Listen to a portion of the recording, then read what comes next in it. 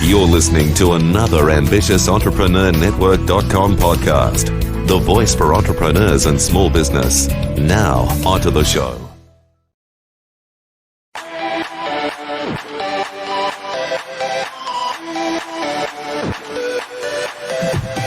Welcome to Industry Thought Leader Podcast. Stand out, be heard, influence. Want to influence real change with your message while become known as an authority in your field? Industry Thought Leader Podcast will show you how. Now, over to your host, Anne-Marie Cross.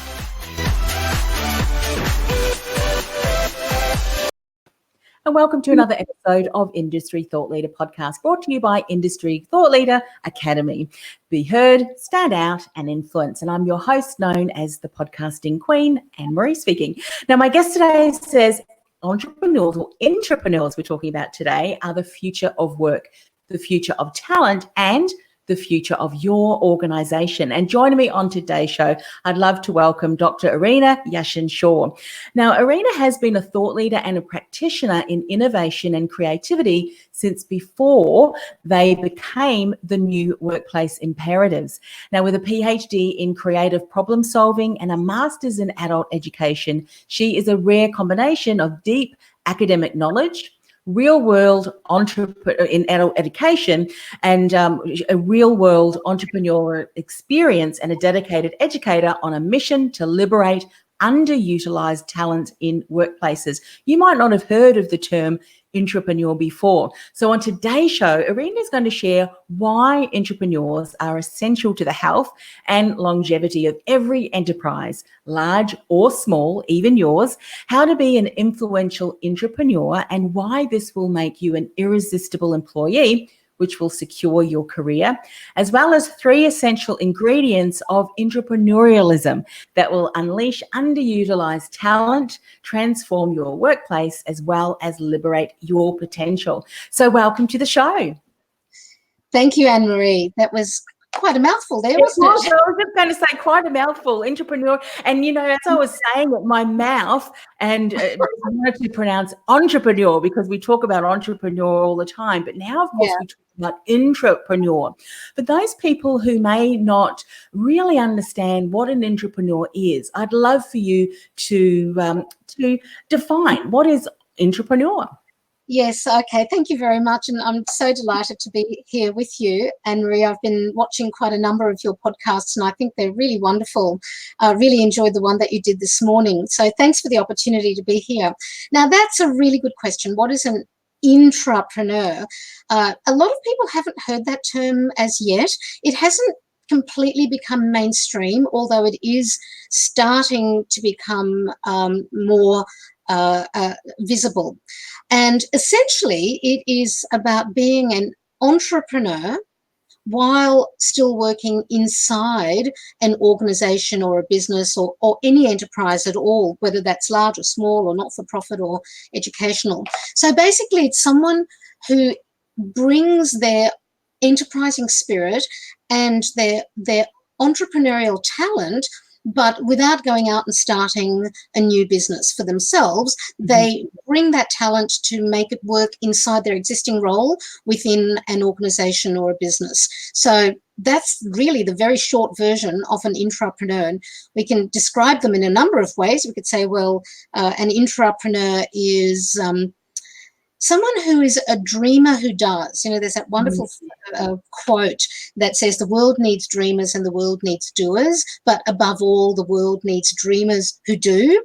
And intrapreneurs are those people who can dream, so they can come up with those wonderful ideas, and they use their creativity to find opportunities and see new ways of doing things, but it doesn't stop there. They then have the passion and the energy and the impetus to follow through on that and to bring positive change and lead initiatives and to find opportunities for adding value and improvement within their existing roles, within their existing organizations, instead of going out and starting their own business. So hence the term intra means inside of, you know, it's the Latin root. So inside of the existing organization. So intrapreneur, very simply, those dreamers who do. Yeah. Yeah. One of the reasons why I really wanted to talk about this is, you'll explain a little bit more too, we were talking about this before we hit record and went live, was talking about the changing dynamics in the workplace. But also now there are individuals who have now started their own business. And as we know, we can't stretch ourselves too thin. We need to stay within our own strengths to be able to achieve the goals. But having someone work alongside you in the business who has got the heart and the creativity, which you've just described, but more of an intrapreneur, someone who can stand alongside you and work and innovate and create, is a huge, huge plus, I think, for business owners. Yeah. Yes. Absolutely. In fact, one of the characteristics of an entrepreneur is that they almost, if they're working, let's say inside an SME, in a small to medium-sized enterprise, they're almost the kind of person who thinks of the business as being their own business. So what they do is they don't think of themselves as the employee who just checks in and does their work and goes home at the end of the day, but they think of, what would I do if this was my business? How can I make this business fly? How can I add value? So for business owners, they are absolutely worth their weight in gold, because what business owner wouldn't want to have someone, as you've just so aptly described, walking alongside them in many ways and looking for those opportunities that maybe the actual business owner, the actual entrepreneur may not see because they're so busy or because their attention is focused somewhere else. So to have that person who's looking for ways of growing the business, adding value, making sure that it's full of energy, bringing innovation, bringing in new thinking, being plugged into different sources so that they can make suggestions about what the business can do to grow and evolve and find new revenue streams and, find new business models. Goodness, that's just absolute gift to have someone like that within your ranks. Absolutely. It is. And I'd love for you to share in a moment, what are some of the things that you see organisations doing? And this can be for larger organisations who may not even realise that they have entrepreneurs within their teams, but also SMEs, what they should not do, because, with the ability to create and innovate, you need a certain environment that allows you to do that. So we don't want to stifle these entrepreneurs. But something that you said, and I think this is absolute gold, particularly for smaller businesses, is that these entrepreneurs not only have vision or contribute to that and come up with ideas, they're doers. And how often are entrepreneurs, they are the visionaries, but they need someone alongside who still can work in that area, but also implement and do and keep, that follow through, which is really important. Now, you mentioned, and we've already discussed and validated why entrepreneurs are so essential to the health and longevity of every enterprise, large or small. Let's start off with, what are some things that you see that would stop an entrepreneur in playing to their strengths to be able to really impact positively the environment? What are things that we should stop doing? Okay, so probably the key one to stop doing is to stop shutting down people when they bring forward new ideas by saying, "Oh, we tried that 10 years ago, it didn't work," or "We've had a go at something like that. We know it doesn't work. We're not going to do it again." And literally not giving people the permission to think outside the box. I mean, it sounds like it's almost. It sounds so obvious to say, let people bring their good ideas forward. Let their good ideas bubble up. Listen to them. Give them some airspace. Give them some oxygen to advance those ideas. And yet it's one of those funny things that, like, people still sort of go, "Oh no, I think we're too busy. We can't do it. We're too busy. We tried that before. No, that won't work." Or, "We don't have the resources for that." Or, there's all of these barriers that come up in front of entrepreneurs who are looking to do things differently, that often will just stifle their ideas. And eventually, the sad part is that if they really don't get a chance to bring that talent to the fore, one of two things will happen. They'll either just go, "Okay, well, I can't do that here," so they'll just not bring those ideas forward, or they'll leave. And then that's a huge loss to the organization. for intrapreneurial talent to go elsewhere where they are appreciated, huge opportunity cost to the business then for right now as well as down for the future. So, it's the short answer is don't shut them down. Yeah. Allow them to challenge the status quo, support them in doing that, and give them some credibility and some rewards for doing it rather than making them feel like they're the square peg in the round hole. Have also some conversation around that, or give them some parameters to work, because you might say in that instance, well, we tried that a while ago. Here are some of the obstacles that we found we came up against, but do some brainstorming around that and come back with some ideas to how you think that might work now for our current situation. That would just allow that entrepreneur just to really come up and present some ways, to come forward, because you just never know what is possible now with a lot of the tools, technologies. Exactly. And as once that's saying, we know that change is so quick now, and so many industries are evolving and changing. Some have been disrupted, and I think as businesses, let's talk a little bit about this. The workplace is changing, the marketplace is changing, and I think the businesses who are able to keep up and still have a relevant voice within their community. What I mean by that is that they're seen as being relevant to their potential consumers and stakeholders. They're the ones that are going to ride through the wave of change. So you need to attract these people on your team who are able to contribute ideas that you may not have even thought of. Would you say that's a fair statement? Oh, absolutely. I think you've encapsulated it perfectly, because in a world that is undergoing constant disruption. Now, it's not even like, we're not even using the word change anymore, because that almost feels like it's too passé, it's too 20th century. We are literally in the age of disruption. We're entering the fourth industrial revolution. We're coming into the third decade of the 21st century. Nothing is business as usual anymore, and any organization that wants to stay relevant into the future and to continue making that positive contribution to the world in whatever way it is that they do, they have to be adaptable. It's just like it's just such a given. I can't.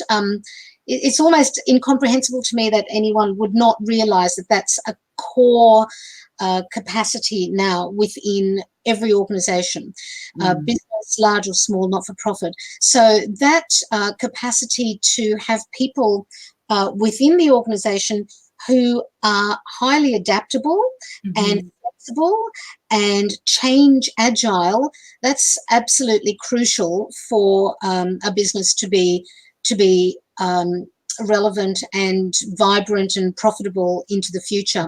Actually, just one thing that's just come to my mind that I just wanted to say as an extension to the previous discussion that we just had is that the other thing that sometimes happens that I think can be quite frustrating for entrepreneurs is that even though if they are listened to, but they're not given any support, so they actually do need to, I think, be given some opportunity for upskilling and development and training and education, so that they then have the tools with which they can be more intrapreneurial.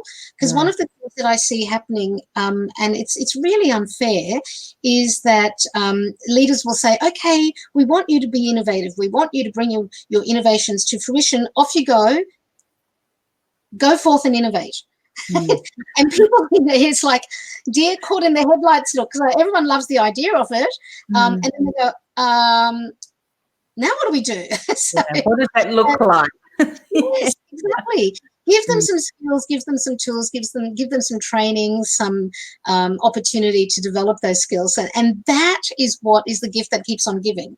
Because then once they've learned some basics about how to be an innovator, how to be that internal corporate entrepreneur, then they're able to apply it to increasingly high value projects and opportunities. And over time, that investment that the organization and the business makes in that person will continue to pay back in bigger and bigger denominations. Yes.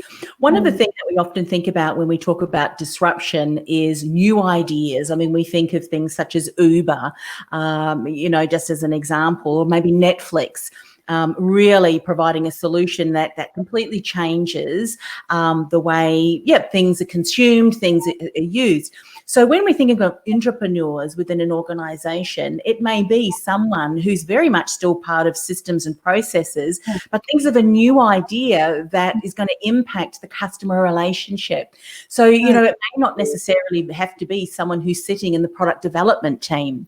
It may be someone who's sitting in the accounting team, but here's a much better way that we can streamline the way that we, handle our accounts with our clients. So I just thought I'd share that, because sometimes we think ideas as someone coming up with this great, new product or some offering.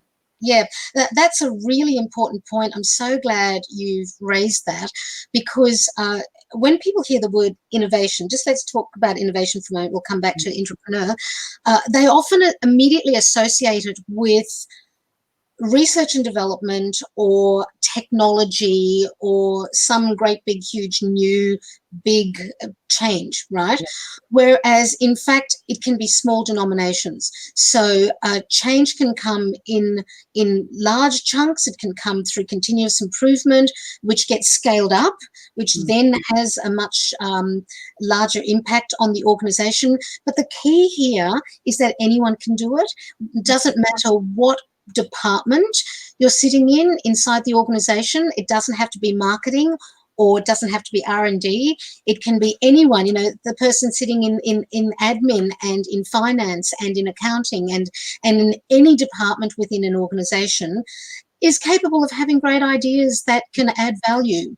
And the other thing is that when you just mentioned Uber, which is this global phenomenon, and so many of these disruptions that have sort of like sprung on the world overnight, keep in mind that they all started as really small undertakings. Airbnb started with one air mattress in one room, in one apartment, in one city of the world, and now it's a global phenomenon. But very often we don't see them until they become the global phenomenon, and then we go, wow, that's just sprung out of nowhere. Well, no, it's actually been happening in the background for years, but then it hit that critical mass and then everyone became aware of it. And so I think the really important consideration for people is to say, we start with something small. Let's make a small change and then look at how we can scale it up to become disruptive. So as long as the potential for disruption is built into the DNA of that idea, and if it's scaled up, it can be easily done that, then that's a great idea to pursue. But sometimes people go, oh no, my idea is so small, so insignificant, it's not really valid, doesn't count. Yes, it does. Yeah. Because all ideas, when they're scaled up, lots of people can have huge impact and bottom line results for an organization. Yes. I mean, who would have thought, thinking about Uber, I mean, that came from an idea, if I'm correct, of a couple of young men who were tired of waiting for taxis and thought, there's got to be a better way to do that, and so some of the ideas that are so popular now that have really challenged the status quo, people think, how on earth did they come up with that idea? And it is because of a need, a need that someone saw, or a way of doing something differently. And I think if we get to a point in our business, whether we're large businesses or small, that, well, we've always done it that way, then that I think can stop you from having that approach, or even creating, as you said, a culture of, why have we always done it that way? It's that story of a woman, I'm sure you've heard it, who cuts her lamb roast. She always cut the ends off the lamb, and it wasn't until, the granddaughter or whatever asked her, why do you do that? I don't actually know. So she asked her mother, and and so on. Said, oh, that was because the great grandmother only had a small pan, so she had to cut the legs off end of their hands, and that kind of went through generation. So I think about that culture that not only validates it, but as you said, create an environment that's supportive along the way, so that ideas that may start small can be nurtured and may just be that disruption in your industry. Now let's talk about how to be an influential entrepreneur, and why this will make you an irresistible employee, because some people may resonate with it being an entrepreneur, but may not even realize it. Let's talk about this for a moment. Okay, so in my book, Intrapreneur, aptly titled, I talk about the 3 drivers of entrepreneurialism, and they are polemics, mechanics, and dynamics. And if people are wanting to start with a nice concrete model that helps them to think about how they can progress their entrepreneurial initiatives, or unleash their entrepreneurial spirit, this is a good way to start. So polemics is the first driver, and I've got a Venn diagram where the 3 things intersect, but I won't go into that much detail. But let's talk about those 3. So polemics is about challenging the status quo. The word actually means the art of argumentation. So it's that capacity to say, well, what's not working, smashing some sacred cows, looking around for opportunities to do things differently. So that's the first driver. The second one, mechanics, is taking the actual steps to make those differences happen. So as we talked about the fact that entrepreneurs are the dreamers who do, so the mechanics is the doing part of things, finding the new systems, the new steps, the new ways that will bring entrepreneurial initiatives to fruition. And then the third one of dynamics is about all of those human interactions that can help intrapreneurs to bring their ideas to fruition, because most of the time we need to collaborate with others. So we also need to be able to influence people to want to be part of new things and new ideas and bringing new things to fruition, and that takes some good people skills. So we need to be able to think differently, do differently, and interact differently. So those are 3 basic drivers of entrepreneurialism at a fairly high level, and you know, I think this is a topic that is so huge that we could take a very deep dive into it. I've actually got workshops that I do for whole days, and I've got programs that go for whole months that actually sit in this model, but that's kind of the short version. Yeah, I love that. And of course, at the end of the show, we'll give people an opportunity for you, or to reach out to you. I know that you've got some incredible events and so forth coming up, and resources too. But that's one of the reasons why I thought I must get you on the show, because of the fact that I've started to hear a lot more, you know, this noise around entrepreneurs. And I think there may be some people that even maybe leave the workplace and think, you know what, the workplace, or the traditional workplace, is just not for me. I'm going to open my own business. But they're really better to support someone else, to support an existing vision, maybe another business, but get behind that and really being able to have the ability to take control of their area and really take that and move with that. So that's such an interesting conversation. And as you said, we've only just scratched the surface. If someone I just jump in there just to offer one interesting comment on what you've just said, which is that that sometimes people do want to step out and start their own business. They've got that burning passion to really liberate their entrepreneurial talent. Well, but they're inside a job. One of the things I often advise people is, you know, if you want to be an entrepreneur, that's great, but build your skills, build your entrepreneurial skills while you're still inside an organization. So you learn how to do it, so that while you're still getting a paycheck and developing yourself in that way, and then maybe go out and start your own business. Because, you know, being an entrepreneur sounds really sexy, and it's a very sexy thing these days. Everyone wants to be an entrepreneur, but gosh, it's hard work. And you know, we all know the statistics around the fact that 90% of businesses fail within the first 2 years. And I think we give ourselves much more opportunity to be successful in the entrepreneurial field when we've learned how to be an entrepreneur inside an organization, where we've got all of those barriers and the corporate immune system to have to negotiate, and then really cut our teeth on some worthwhile projects in that context, and then it becomes you know, you have more skills when you go out to start as an entrepreneur. Sorry, I didn't mean to interrupt No, you there. and that's such a great point. I remember that, a couple of conversations that I had with people who've just gone exactly through what you've just explained, but they took the dive into entrepreneurship just a little bit too soon and hadn't given themselves, that time to really start to build momentum. Because as you say, it can take a number of years to really start to build the momentum where you can see that business growth. What would you say to someone who's now Sorry, yes, once again, sorry, you just can't shut me up, I know. Just to follow on exactly that same point, sometimes what I've even seen happen is that some entrepreneurs will go to their organisation or their business with a great idea, and it's an absolutely fantastic idea, but then the business doesn't want to take it up. And they then take that idea and start their own business. And the reason that's come into my mind is because in the last issue of Intrapreneur magazine, which I'm just going to give a blatant plug for, if you go to entrepreneurmagazine.com, you'll find it. There's a beautiful case study of two young millennials who were working in a restaurant, and they were just absolutely getting crazy by the fact that all of this good food was being thrown away at the end of the evening.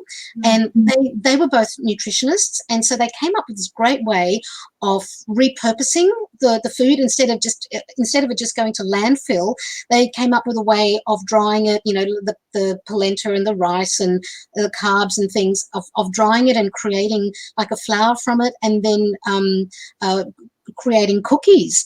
And the restaurant didn't want to know anything about it. They said, no, we're not going to do that. So they actually said, you know what, they just are now saving millions of tons of good food that would otherwise end up in landfill with their own business, where they now are creating cookies, which they call Soul, SOUL foods. And that was an idea that came to them while they were working inside the business, and the business didn't give it any airtime or any oxygen. So they took that idea and started their own business. And you want to know the ultimate irony? They are now selling their cookies back to the restaurant that wouldn't take their idea on board. Don't you love that story? I love that. I love it. You know what? That was my question. That was the question I was going to ask. What happens if you recognize that you are more of an entrepreneur, and the ideas that you've had, particularly one, is just not resonating, just not landing with the organisation? And I love the answer: start your own business, and you may just end up with your current employer, then your current employer, becoming one of your clients. I love that. That is a great success. It's a beautiful, beautiful case study. If you want to get the full story on that, it's in the last issue of Intrapreneur magazine. Fantastic. I highly recommend you go and read the full case study there.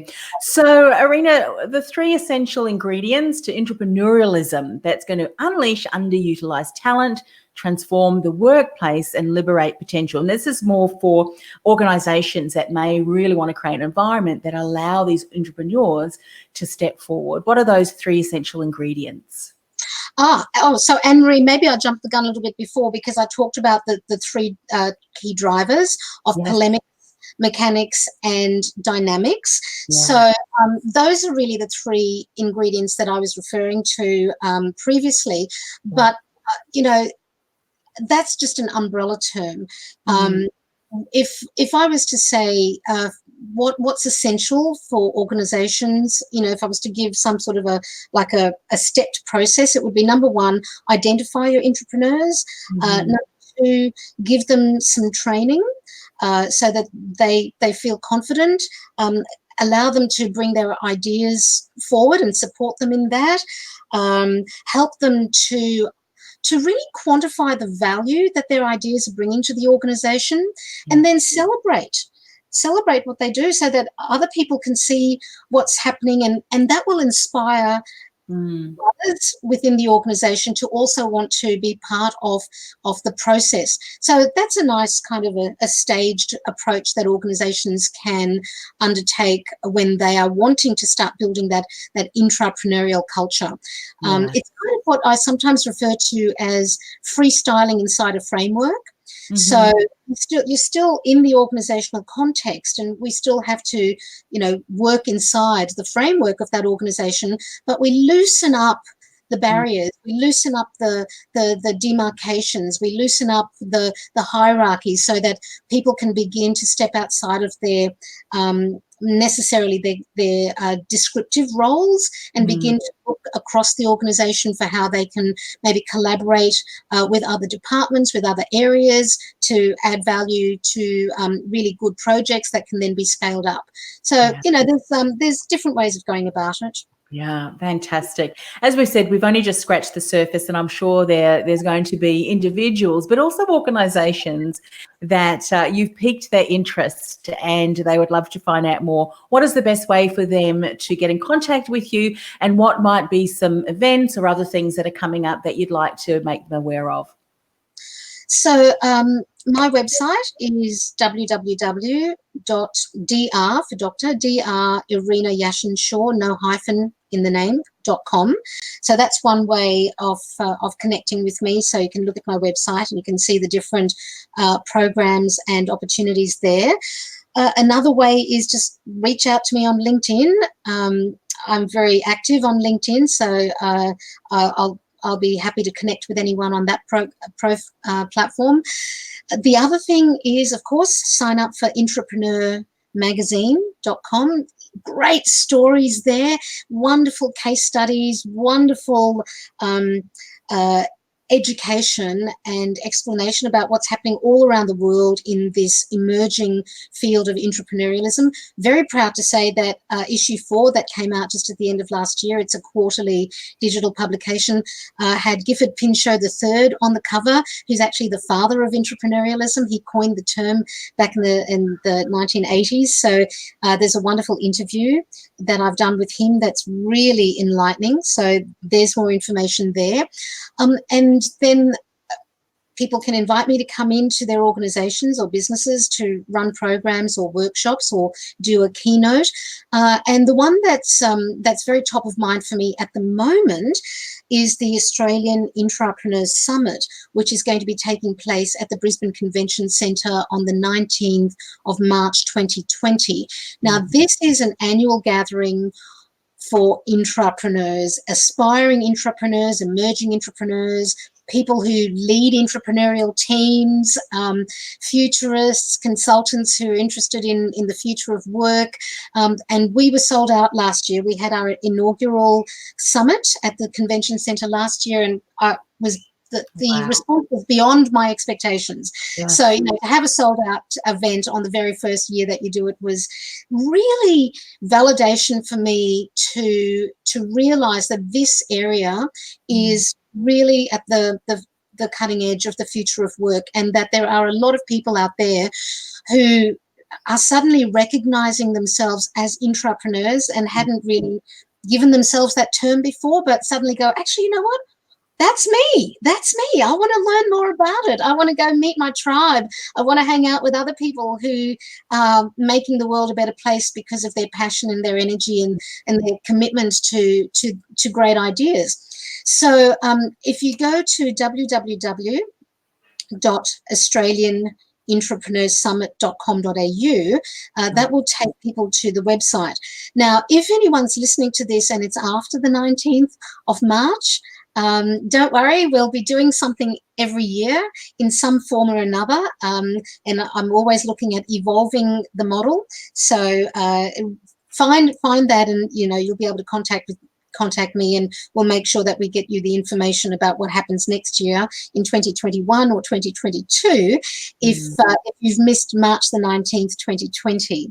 So there's lots of ways of connecting with me, lots of ways of becoming part of this really exciting, emerging mega trend that's shaping the future of work, entrepreneurialism. So I'm just feeling very, very privileged to be part of the driving force of that, because I really believe the world is so ready for this concept right now, because there's so much underutilized talent trapped within organizations and businesses that's just itching to be set free to do good in the world. Yeah, and what organisations don't even realise that is currently untapped within their organisation. You know, I wonder, have we yet got to a stage where some of the job advertisements are starting to make a call out or list entrepreneurial skills?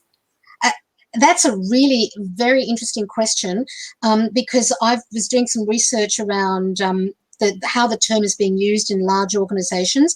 And it was really interesting to see some really big global multinationals like IBM and Siemens and Swiss Bank, Daimler. They're actually starting to use the term intrapreneurs and entrepreneurialism in their vision statements. So they're saying, we want our employees to be intrapreneurial.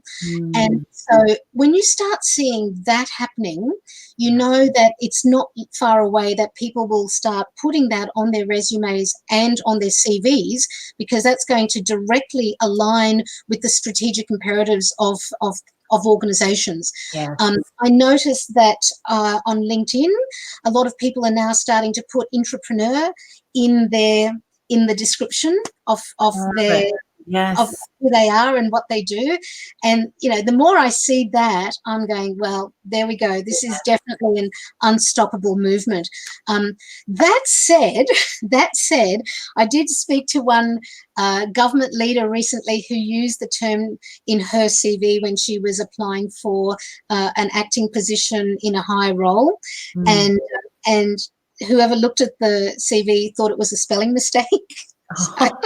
So it hasn't seeped through everywhere, but progressive organisations are definitely starting to use it in their internal corporate language, and it's only a matter of time before it becomes much more mainstream. But people who are really at the cutting edge of career development and the future of work are starting to use the term in their CVs, in their blogs, in the way they describe themselves, and you'll notice that it's starting to become much more popular on LinkedIn. Yeah, I love that. I love that. Reason being is that it's happening. You know, there are some organisations, and they may not realise now there's a term for it. Now there is a description, and as we've spoken to you, there is the key aspects and things like that. And when businesses set the intention, I love that they put it in their vision statement, because once you set the intention, then you can look at, well, how can we bring that to life? How does that flow into the job descriptions, into the way in which we bring that forward, so that we do continue and encourage everything that you have said. So I can just make this point, Maureen. The actual term itself, the term intrapreneur, has been around for about 40 years. It was originally coined by Gifford Pinchot back in a paper he wrote back in 76 or 77, and then he wrote a book called Intrapreneuring. In 1986, so it's been around for quite a long time, but it hasn't had the traction up until now, and it's because the world has now changed. The world has pivoted towards this concept. So that's why right now, because we're living in these disruptive times and people are realizing, gosh, we've really got to bring that entrepreneurialism inside organizations. That's why it's starting to get the traction today that it is getting, even though it's been around for a while. So it's not an entirely new term, but it feels new because people are hearing it for the first time more recently. And of course, I'm sure that because, voices such as yourself have contributed to the conversation and the studies, there are a lot more clear concepts and things that people can now embrace and run with, I think, rather than, hey, this is a great idea. There's concrete examples and case studies that you're compiling through the magazine and sharing in podcasts such as this today. So I'm sure we've, as we said, just scratched the surface. There's your book. Beautiful. Lots of case studies, both first from people who've worked with me directly in their businesses and organizations, as well as case studies drawn from across the world as well. Yes. I'm sure there's a collective sigh of, oh, wow. I thought I was quite, sometimes entrepreneurs, when you suddenly realize there are other like-minded people like you that understand you, and the fact that you've now got this incredible summit, which you are gathering all of these people. I'm sure that the summit, when everyone's together, is just a buzz, a hive of conversation and discussions. Absolutely. Because the kind of people who tend to be attracted to an event like that are the energized, passionate change makers who want to live a life of purpose and do work, purpose-driven work. So you are so right. The energy that was in the room last year, in fact, if people go to the Summit's website and click on the tab that says 2019, they'll see some of that energy, because we've compiled it into some photos and testimonials and things. And you will, it literally just jumps off the screen at you when you're watching it. People were so excited about what was happening. So you're absolutely right about how it generates this wonderful energy. Yeah, beautiful. Thank you so much again for coming on the show. My pleasure, Anne-Marie. It's been a wonderful conversation. Thank you very much. We've kind of gone down a few rabbit holes, taken a few tours, but it's been really interesting, and I really appreciate the opportunity to talk with you about this.